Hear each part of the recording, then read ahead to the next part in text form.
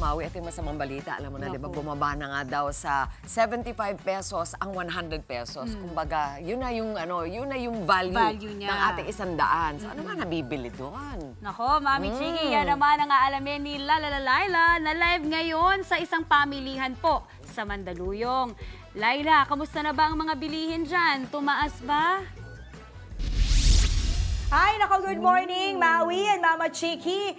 Nako, parang nung isang araw pa ako umiiyak ha sa mga pinagbibili kong mga bagay-bagay.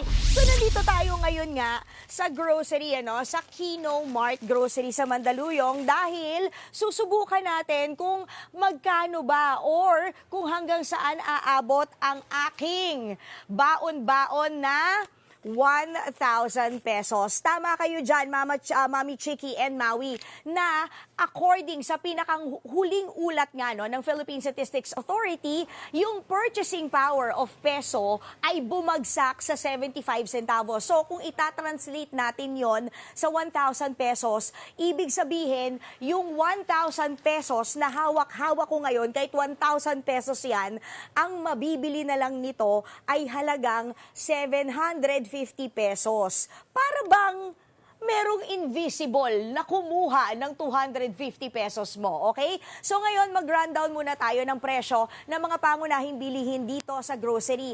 Ang medyo magandang balita niyan, dito sa kinalalagyan kong grocery ngayon, sa Kino Mart, ang kwento nila sa akin, sentimo lang ang itinaas ng ilan sa mga grocery items natin. So simulan natin sa bigas, naglalaro yan, yung 1 kilo ng sinandoming nila, sa 66 pesos and 75 centavos. Pagdating naman sa sardinas, yung delata natin, naglalaro yan ng 22 pesos and 25 centavos hanggang 29.75. Yung ating instant noodles na pinagkukuha kagaya nito ay nasa 16 pesos and 25 centavos hanggang 22 pesos and 50 centavos. Pagdating naman sa itlog, 4 pesos and 50 centavos hanggang 22 pesos ang itlog. Baka kasi maramihan yon or mga animan, Yung tinapay naman ay nagkakahalaga, nagre-range yan ng 54 pesos hanggang 86 pesos. Syempre, kailangan nating maligo o kailangan nating maglaba. Ang sabon at mga detergent, naglalaro yan ng 5 pesos and 25 centavos hanggang 16 pesos and 75 centavos. Pagdating naman sa shampoo, ayan na, 6 pesos and 75 centavos hanggang 8 pesos and 50 centavos yan. Kailangan natin magluto. Kailangan natin ng mantika, di ba, mga beshi? So, kaya 12 pesos and 75 centavos yan hanggang 63 pesos and 75 cents. Yan yung price range natin. Kailangan natin kape, life, hindi ba? 7 pesos and 75 centavos yan hanggang 10 pesos and 25 centavos. Conforming nasa pack. O, hindi ba? Yung soft drinks, baka kailangan natin na uminom kasi mainit di ba? Masarap yung ice cold. 64 pesos and 75 centavos siya hanggang 76 pesos. Mas mura pa rin sa 1 litro ng gasolina. O, di ba? Ang tubig, kung bet nyo yung mga bottled water, 11 pesos and 75 cents hanggang 16 pesos and 25 centavos. At ang biskwit ay 7 pesos to 25 cents hanggang 8 pesos. Kasi kailangan baon ng mga bata yan. O ngayon, eto naman si Sir Kemuel Ortega, ang may-ari ng Kino Mart Grocery. Sir Kemuel, good morning. Maglakad na siguro tayo dito kasi actually, Mami Chiki, and Maui, eto na yung mga, wag po nyo munang i-pack. Ayan, wag nyo po munang i-pack. Eto na yung ilan sa mga grocery items na napili ko. Dinagdag ko na lang to kasi syempre kailangan minsan natin ng noodles. Pero sige po, papunch na po itong additional. Na-punch na kasi itong iba. So, ayan, papunch na po yung mga additional ko. Habang nag-uusap kami ni Sir Kemuel, Sir Kemuel, ano po yung napapansin ninyo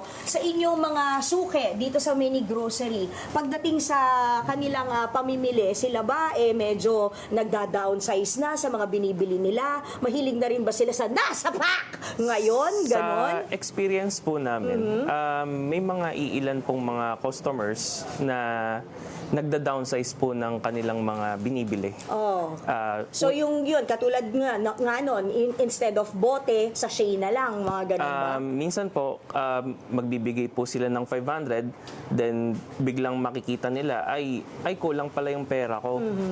Babawasan po nila yung binili nila. Ayun. Yan po. So Or- talagang stupidity levels Yes, yes na, po. ano.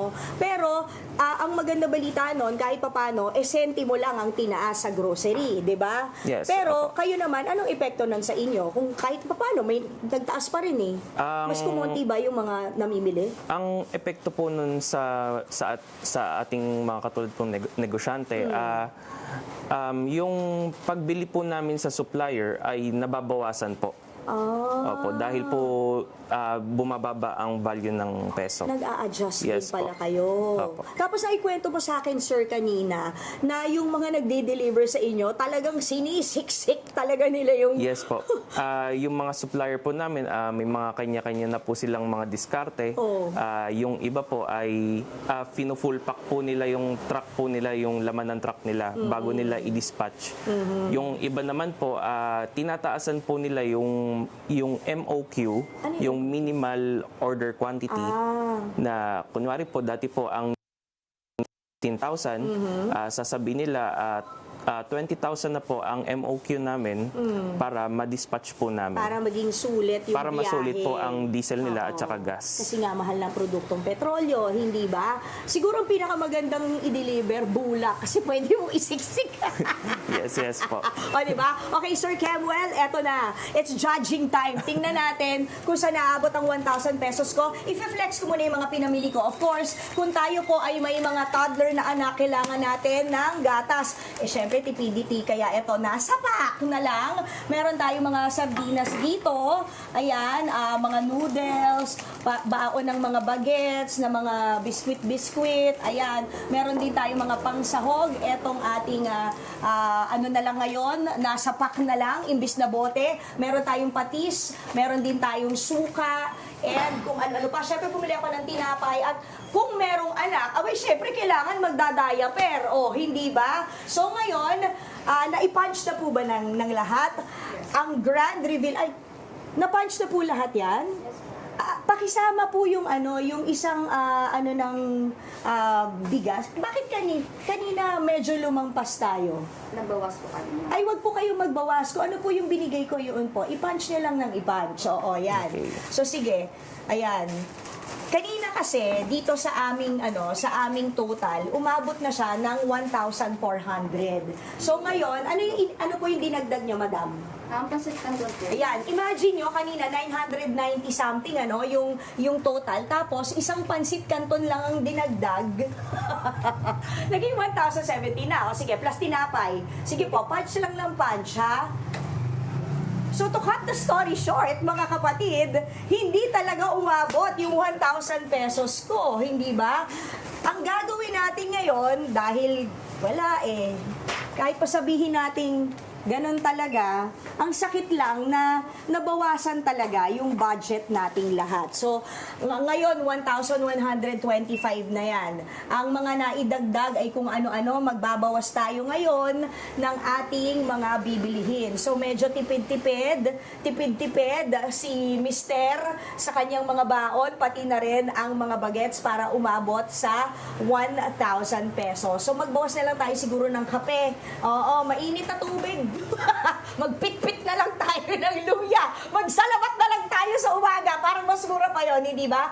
So wala, kailangan nating magbawas. Yung 1,000 pesos nyo, 750 pesos na lang ang buying power ngayon. Ibig sabihin, ang 1,000 pesos nyo, kung 1,000 pesos talaga ang budget ninyo, dapat nasa 1,300 pesos yung inyong hawak-hawak na cash. O, kakaloka. O sige, paano? Wala magpapaminus muna ako dito ng mga bibili ko kahit nakakahiya. Di ba? Balik muna sa inyo sa studio. Naku, inabala natin. Ma-minus na po tayo.